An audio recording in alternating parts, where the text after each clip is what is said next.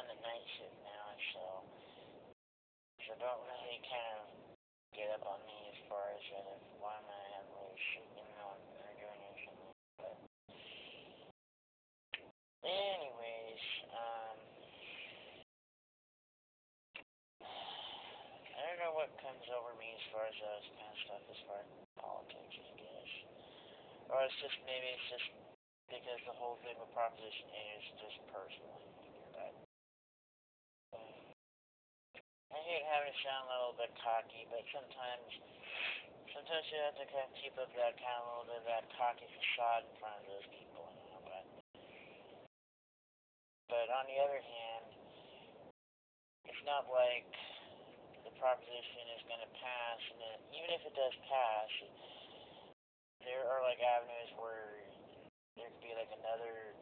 proposition to reverse it in the next election, whether it's in 2010 or 2009, even if it does pass, even if we end up going into a special election where it puts Proposition 8 in question, if it does pass, as well as challenging it on the constitutionality where it goes to the state Supreme Court again, or it goes to the Ninth Circuit Court of Appeals, and then still gets revoked, you know, so. And then, who knows, I mean, since McCain has a little bit, I mean, not McCain, it's Obama that has a slight lead in the polls, you know,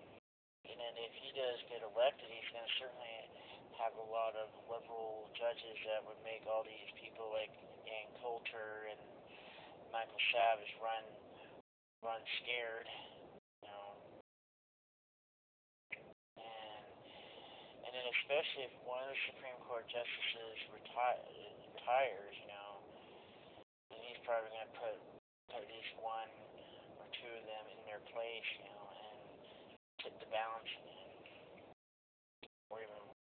worse, have it more of a court where it's all a little bit more left-leaning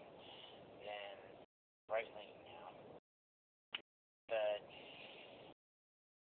as I said before, it's politics as usual, so it's kind of nothing new as far as that goes if you hit below the belt, because we done this sort of thing since we started having the rights of having some sort of elections anyway, you know, and so there's nothing new as far as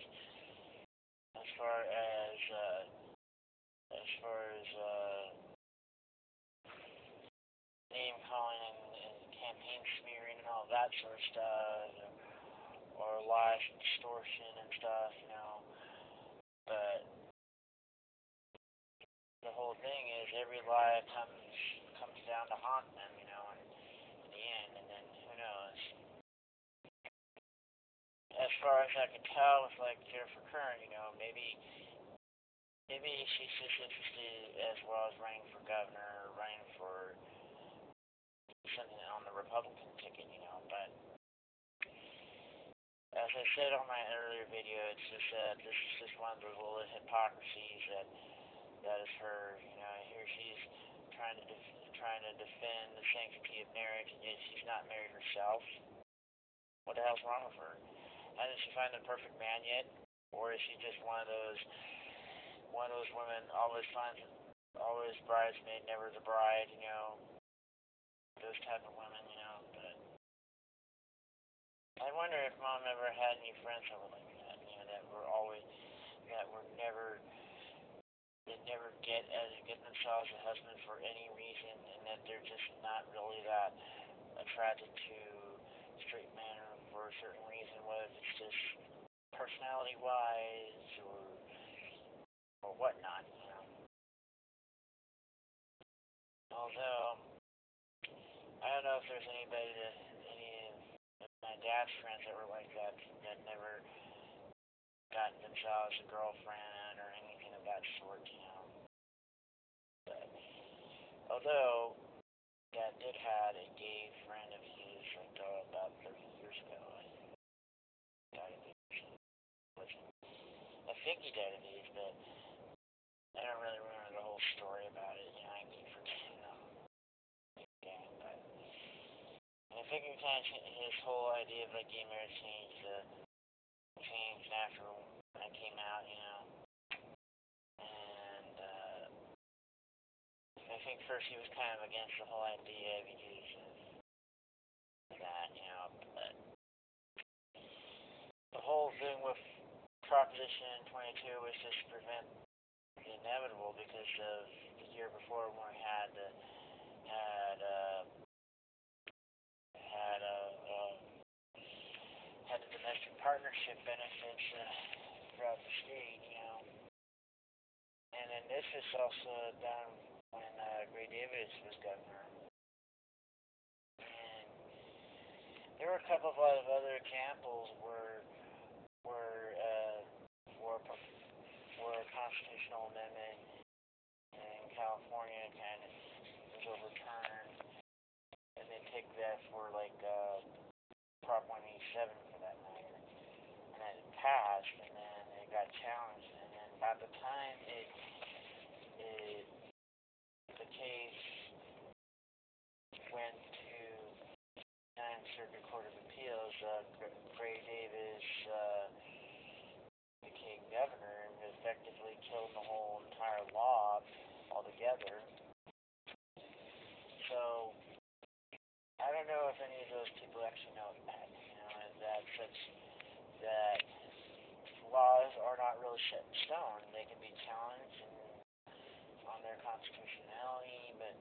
all that sort of stuff, and then those sort of things could get nullified and like that, you know, and it's nothing new. And the same way it's nothing new to kind of hit below the belt or go for the jugular because that's just politics, you know, and that's just what makes our country great as far as that goes. That you could say something bad about someone and not get hanged upside down by your balls for that matter, you know. I mean, after all, I mean, I did that sort of thing with my sixth grade principal by kicking him where it hurts, and then that still says it's a big character building thing just to kind of stand up against some control freak like him, you know. You know, I guess maybe he just doesn't quite understand certain people that are that way, you know, and that cannot and will not bend to his will, and that no matter how much he's going to try to guilt me or shame me or whatever, it's just not going to happen. Anyways, I guess that's it.